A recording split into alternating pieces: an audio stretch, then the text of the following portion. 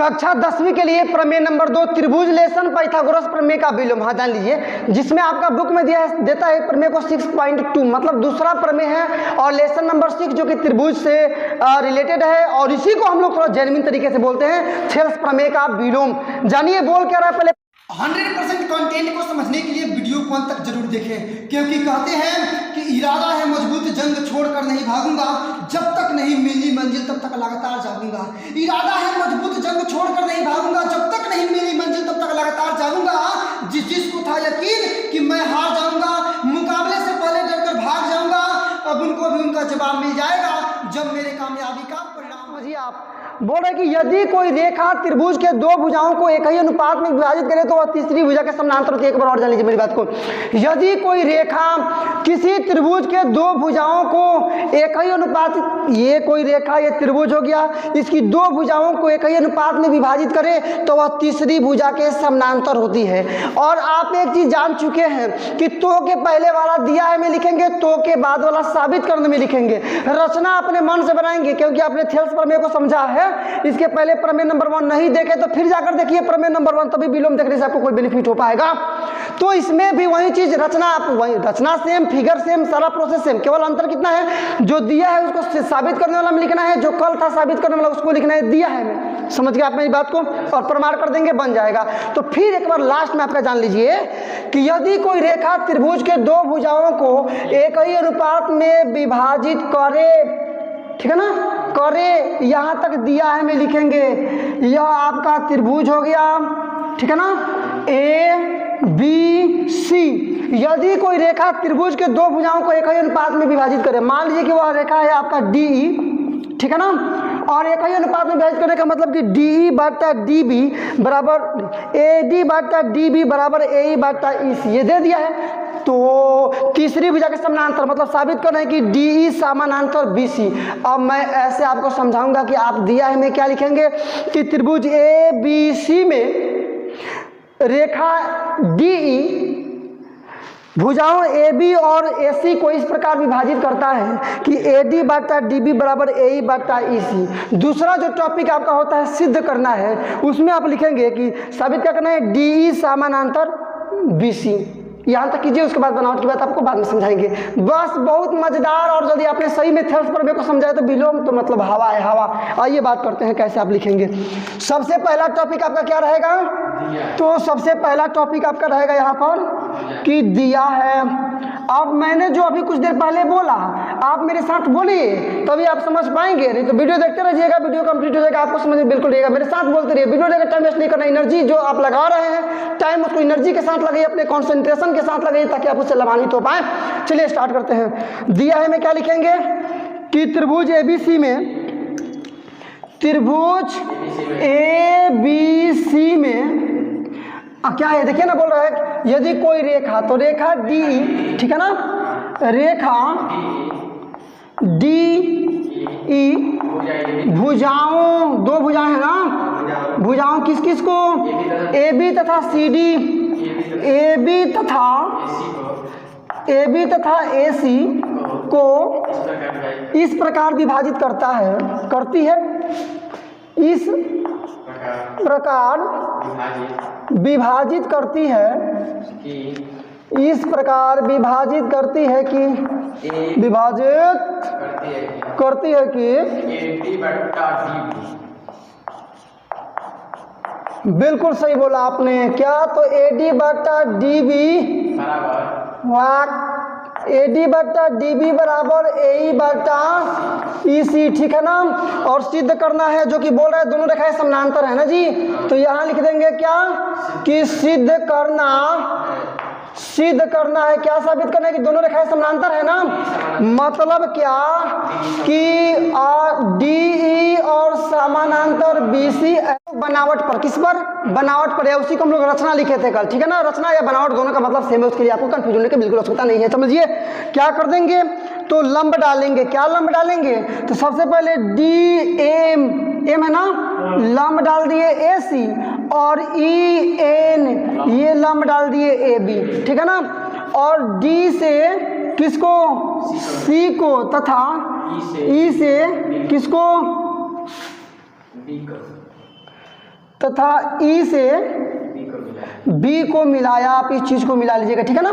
क्या रचना में मैं लिखने जा रहा हूँ कि डी एम लंब ए सी तथा ई एन लंब ए बी डाला और डी से सी को तथा बी ई से बी को मिलाया। बोलेंगे रचना आप, तो रचना या फिर बनावट आप दोनों में से कोई भी लिखे, दोनों सही है। मैं रचना लिख रहा हूँ, ठीक है ना। रचना में आप क्या लिखना चाहेंगे, तो रचना में आप लिखना चाहें तो ऐसा लिखिएगा कि क्या डी एम लंब ए सी तथा क्या ई एन लंब ए बी डाला एवं वही एवं तथा और जो बोलिए डी से सी को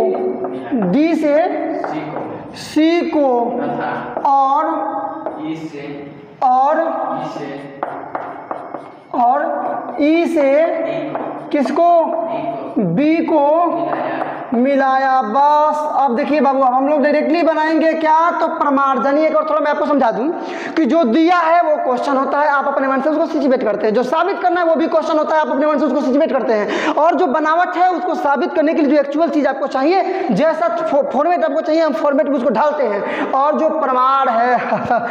प्रमाण है वही होता है आपका एक्चुअल सॉल्यूशन, ठीक है ना।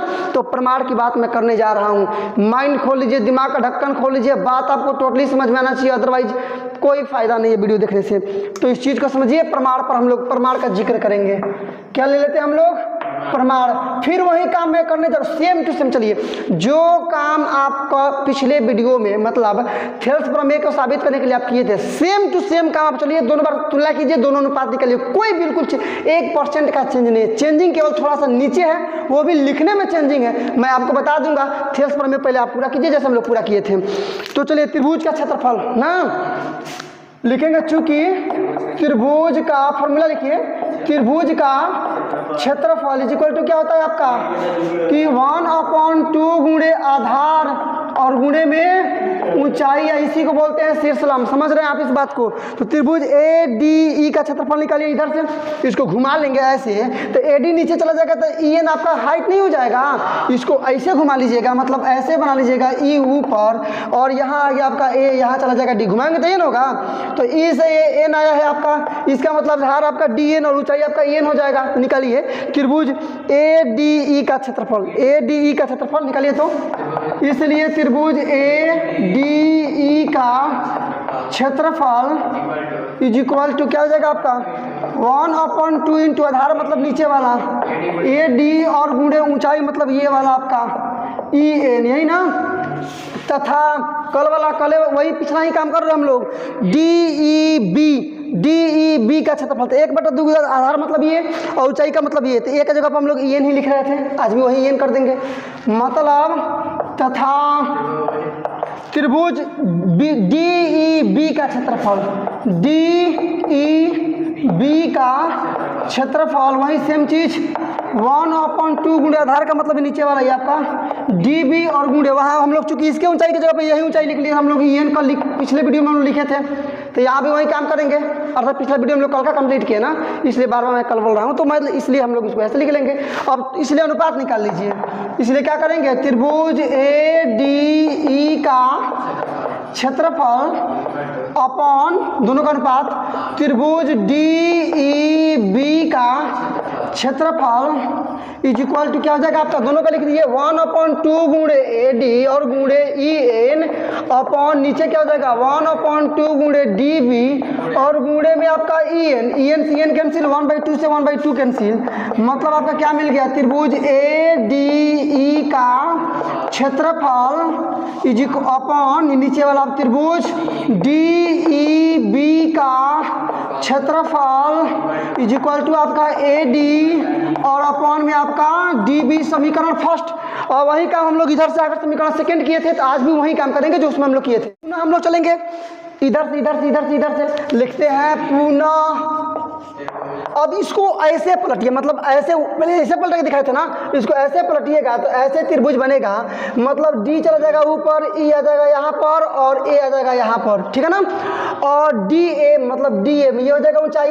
तो फिर वही त्रिभुज, जिस त्रिभुज, यही त्रिभुज, मतलब त्रिभुज ए डी ई का ही क्षेत्रफल, लेकिन 1/2 गुणाधार का मतलब ये वाला ये वाला ये वाला, मतलब ए ई और गुणे ऊंचाई मतलब डी एम। ऐसे भी तो कर सकते हैं हम लोग, जो हम लोग किए हैं पीछे हम, लेकिन नई बात तो है नहीं।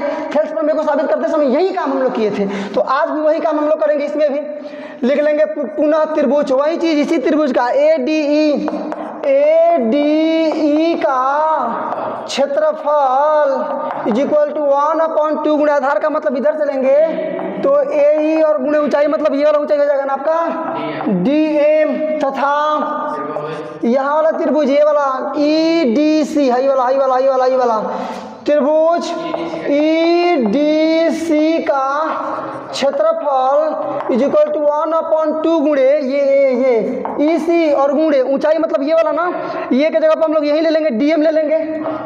तो डीएम अनुपात निकाल लीजिए दोनों का, इसलिए क्या ट्रायंगल ए मिला लीजिएगा, ए डी ई का क्षेत्रफल मिला लीजिएगा अपॉन त्रिभुज ई डी सी का क्षेत्रफल इज इक्वल टू 1/2, ऊपर वाला बोलिए ए ई और गुणे में डी एम अपॉन नीचे 1/2 गुणे इसी, मेरे साथ बोलते एकदम एनर्जी के साथ, इसी गुणे डीएम डीएम डीएम कैंसिल 1। अब क्या लिखे बचा ना, वही एनर्जी के साथ ऊपर हम लोग डायरेक्टली लिख देंगे क्या, तो ट्रायंगल एडी का क्षेत्रफल अपॉन त्रिभुज ट्रायंगल ईडीसी का क्षेत्रफल is equal to A upon EC, जो मैंने बोला वही मैं वहां लिख रहा हूँ, आप इस चीज को मिलाइएगा। मतलब क्या आपका बन गया देख लीजिए यहाँ पर, तो बना आपका या ट्रायंगल ए डी ई का क्षेत्रफल अपॉन त्रिभुज ई डी सी का क्षेत्रफल is equal to A upon E C. समीकरण आपका सेकेंड दिया है, एक चीज और दिया है समीकरण फर्स्ट और सेकेंड, तो आप देख लिए यहाँ एक आपका दिया क्या है कि ए डी बटा डी बी बराबर ए ई बटा ए सी, वही चीज यहाँ पर लिख करके बाद मैं समझाता हूँ, पहले इस चीज को मैं लिखूंगा क्या है जी। तो लेकिन दिया है, लेकिन दिया है, क्या दिया है, तो दिया है आपका, सॉरी दिया है, क्या दिया है, तो ए डी बटा डी बी बराबर ए ई बटा ए अपॉन इसी इक्वेशन थर्ड। चलिए तीनों समीकरणों को मिलाइए, समीकरण फर्स्ट, समीकरण सेकेंड और समीकरण थर्ड से बन गया। आप जो चीज आपको बनाना चाहिए था, समीकरण फर्स्ट में है ए डी बटा डी बी बराबर इतना, समीकरण सेकेंड में है ए बटा ई सी बराबर इतना। तो ए डी बटा डी बी मतलब ए डी बटा डी बी दोनों सेम चीज है, तो इसके जगह पर इसका मान डायरेक्टली इतना लिख देंगे, और ए बटा ई सी बराबर इतना, तो ए बटा ई सी के जगह पर, ए बटा ई सी के जगह पर हम डायरेक्ट क्या लिख देंगे, तो इतना मान लिख देंगे। वही काम केवल मैं करूंगा जो मैंने आपको अभी बोला, मेरी बात को एकदम ध्यान से समझिए। लिखेंगे समीकरण फर्स्ट सेकेंड एवं समीकरण थर्ड से लिखिए क्या लिखेंगे, इसलिए समीकरण फर्स्ट, समीकरण सेकेंड तथा क्या समीकरण किससे, थर्ड से मिला लीजिएगा, समीकरण थर्ड से। चलिए ए डी बटा डी बी का मान बोलिए, ए डी बटा डी बी मतलब इतना क्या है बोलिए, तो त्रिभुज ए डी ई का क्षेत्रफल अपॉन क्या है नीचे बोलिए, त्रिभुज डी ई बी का क्षेत्रफल इज इक्वल टू इधर क्या हो गया, ए बटा इसी का मतलब ये वाला आपका त्रिभुज ए डी ई का क्षेत्रफल और अपॉन क्या त्रिभुज ई डी सी का क्षेत्रफल, ठीक है ना। देखिए ना दोनों चीज सेम है ना, है दोनों सेम चीज है। यहाँ पर एक बटा इतना बराबर एक बटा इतना पलट देंगे तो इतना बराबर इतना आ जाएगा ना, तो मैं डायरेक्टली लिख देता हूँ या क्या त्रिभुज डी ई बी का क्षेत्रफल इज इक्वल टू ये वाला त्रिभुज ई डी सी का क्षेत्रफल। चलिए मैं यहाँ आपको समझाऊंगा कहाँ कहाँ ये त्रिभुज है। देखिए त्रिभुज डी ई बी ये वाला है ना, और त्रिभुज ई डी सी मतलब ये वाला है ना, ठीक है ना, मतलब दोनों में से किसी में ये नहीं है। पहले ये वाला है आपका पहले ये वाला आपका है, नहीं ये वाला आपका है, उसके बाद से ये वाला आपका है। अब यहाँ समझिए, मैं आपको एक बात समझाया था, मान लीजिए कि यदि ये दो समानांतर रेखाएं हैं और कोई त्रिभुज एक ही आधार है, थेल्स पर हम लोग इसी पे बनाए थे, तो इनके बीच ये त्रिभुज बनाइए, चाहे यहाँ से ये त्रिभुज बनाइए, चाहे यहाँ से ये त्रिभुज बनाइए, तो एक ही आधार और दो रेखाओं के बीच, दो समानांतर रेखाओं के बीच खींचे गए त्रिभुजों के क्षेत्रफल बराबर होते, इसी पर हम लोग बनाए थे। यहाँ क्या आपको मिल गया, यहाँ यदि इस फिगर को देखिएगा तो आपका फिगर ऐसे मिल गया है, देखिए ऐसे वहाँ आपका फिगर बन रहा है DEBC और आपका त्रिभुज ऐसे बन रहा है, ये नहीं बन रहा है DEB, ये वाला DEB और EDC मतलब ये वाला। तो इसका उल्टा यदि देखिएगा, यदि दो रेखाओं के बीच में, समानांतर रेखाओं के बीच में है तो क्षेत्रफल बराबर है। यहाँ देखिएगा तो दोनों का आधार D है और दोनों D और BC के बीच में है और क्षेत्रफल बराबर है, इसलिए देखेंगे क्या कि चूंकि त्रिभुज DEB तथा त्रिभुज EDC एक ही आधार D तथा दो रेखाओं D और BC के बीच में है, इसलिए D समानांतर BC साबित हो गया उसके विलोम से। आइए क्या लिखेंगे, चूंकि त्रिभुज, लिखिए दोनों को DEB तथा त्रिभुज EDC एक ही आधार क्या है जी, मिला लीजिएगा, तो DE तथा दो रेखाओं कौन कौन रेखाएं हैं, तो दो रेखाओं D तथा BC क्या क्या बन रहे हैं, DE तथा BC के बीच स्थित है, इसलिए देखिए ये तो समझाने के लिए आपको लिखे है ना, इसलिए आपका बन क्या गया यहाँ पर, तो लिख देंगे कि इसलिए क्या कि DE समानांतर BC, यही आपको साबित करना था, आप जाके मिला सकते हैं, देखिए यहाँ पर यही आपको साबित करना DE समानांतर BC। तो चलिए इस प्रकार से प्रमेय नंबर 2 अर्थात वी कैन से डेट कि विलोम था आपका थेल्स प्रमेय का हम लोगों ने इस वीडियो में कंप्लीट किया। तो इसी के साथ ये कंप्लीट, और मिलते हैं अगले वीडियो में, मतलब कक्षा 10वीं एनसीईआरटी मैथमेटिक्स ये त्रिभुज लेसन के लिए प्रमेय नंबर 3 में। तब तक के लिए बेस्ट ऑफ लक।